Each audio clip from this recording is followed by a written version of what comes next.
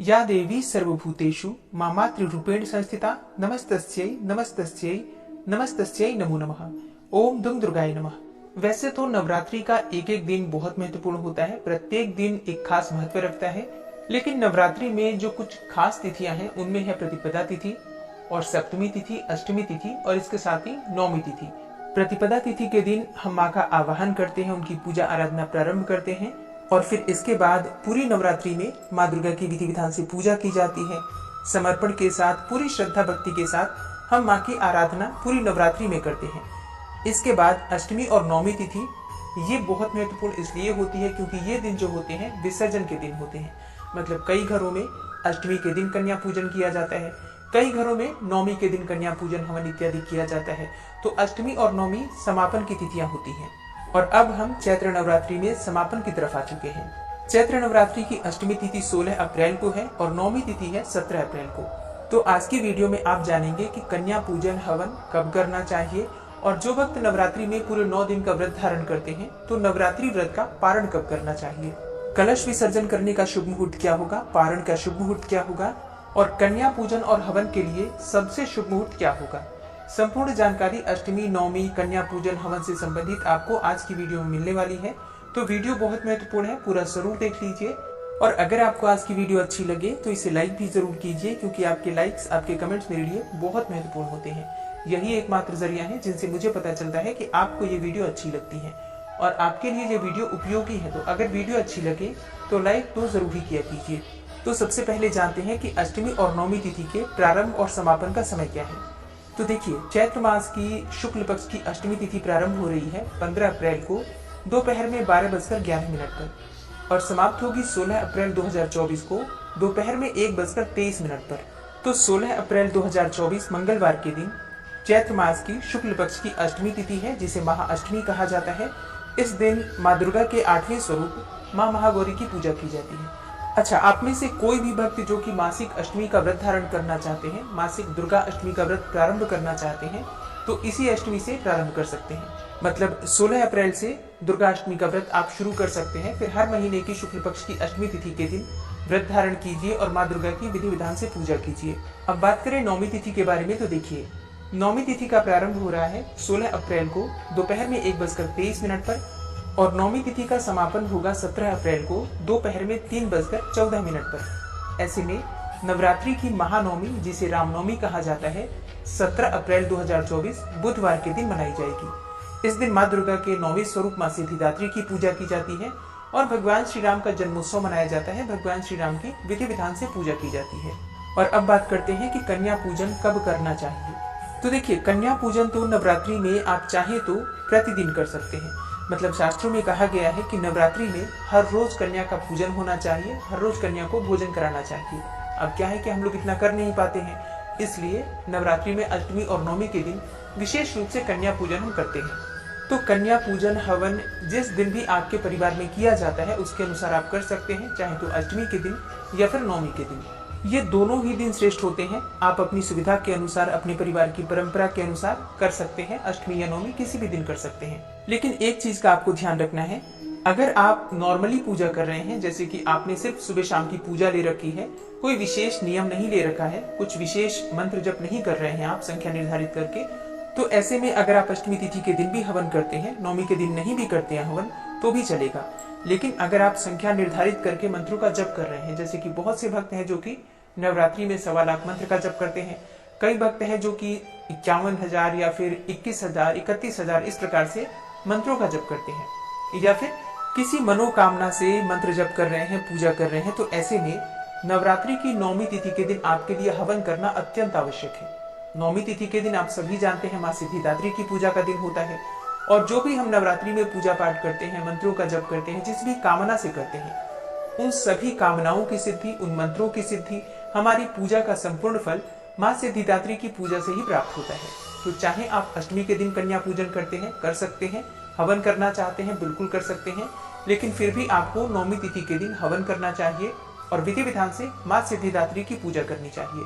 ठीक है, मतलब अगर आपने कन्या पूजन अष्टमी के दिन कर लिया है तो जरूरी नहीं है नौमी के दिन आप कन्या पूजन करें, लेकिन हवन जरूर कीजिए नौमी तिथि के दिन। अपनी पूजा का समापन हम सिद्धिदात्री माता की पूजा के बाद ही करेंगे। ठीक है, तो इस बात का आपको ध्यान रखना है।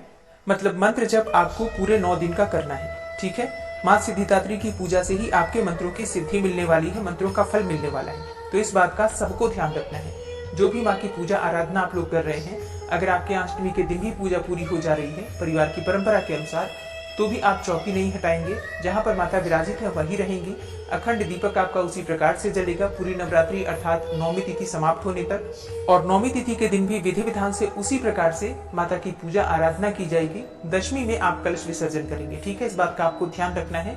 अगर आप ये गलती करते हैं तो आपको आपकी पूजा का, नवरात्रि की पूजा का संपूर्ण फल नहीं मिलता। कहीं ना कहीं आपकी पूजा खंडित मानी जाती है। और अब बात करते हैं कि व्रत का पारण हम कब करें। तो देखिए, नवरात्रि व्रत 2 प्रकार से किया जाता है। कई भक्त हैं जो कि पूरी नवरात्रि का व्रत धारण करते हैं।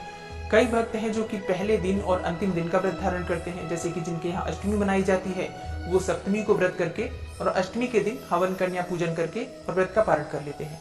कई भक्त हैं जिनके यहाँ नौमी मनाई जाती है, तो ऐसे में प्रतिपदा और अष्टमी का व्रत करते हैं, फिर नौमी के दिन कन्या पूजन के बाद, हवन करने के बाद व्रत का पारण कर लेते हैं। तो ये बिल्कुल ठीक है। आपने पहले और अंतिम दिन का व्रत किया है तो आप इस प्रकार से कर सकते हैं। लेकिन जो भक्त पूरी नवरात्रि के व्रत का संकल्प लेते हैं कि पूरी नवरात्रि हम व्रत धारण करेंगे माँ की प्रसन्नता के लिए, उनको नौमी तिथि तक व्रत धारण करके दशमी में अपने व्रत का पारण करना चाहिए। शास्त्रों के अनुसार यही नियम होता है। तो नवरात्रि में नौमी तक आप व्रत धारण करेंगे और दशमी तिथि में अपने व्रत का पारण करेंगे, अगर आप पूरी नवरात्रि के व्रत का संकल्प लेकर और नवरात्रि कर रहे हैं तो। ठीक है, और इसी प्रकार से जैसे माता की चौकी जो हटानी है वो भी आप दशमी तिथि में ही हटाएंगे। नौमी तिथि में चौकी नहीं हटाई जाएगी। तो अब जानते हैं कि अगर आप नवरात्रि में पूरे 9 दिनों का व्रत धारण कर रहे हैं तो पारण करने का शुभ मुहूर्त क्या है, मतलब कौन सा वो समय है जिस समय में आपको अपना व्रत खोल लेना है। तो देखिए, कन्या पूजन जैसे कि आपके यहाँ अपने परिवार में होता है उस प्रकार से कर लीजिए।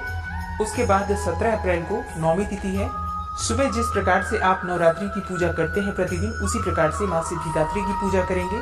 और माँ सिद्धिदात्री की पूजा की वीडियो आपको मिल जाएगी। आप लोग उसे देखकर सभी चीजें उसी प्रकार से कर सकते हैं जिस प्रकार से पूरी नवरात्रि में आपने किया है। पूजा करने के बाद जो भी हवन या फिर कन्या पूजन आप करना चाहते हैं कर लीजिए। नवरात्रि में जो आपने व्रत, पूजा पाठ, मंत्र जप इत्यादि किया है, सब कुछ माँ सिद्धिदात्री को अर्पित कर दीजिए, क्षमा प्रार्थना कर लीजिए। इसके बाद दोपहर में भगवान श्री राम की पूजा करेंगे, रामनवमी मनाई जाएगी। इसके बाद कलश विसर्जन कर दीजिए, मतलब कलश को थोड़ा सा हिला दीजिए अक्षत पुष्प लेकर। संपूर्ण विधि में आपसे आगे वीडियो में शेयर करूंगी, अगली वीडियो में, तो आप उसे देख लीजिएगा। मतलब चौकी नहीं हटाना है, सिर्फ आपको कलश विसर्जन का नियम कर लेना है।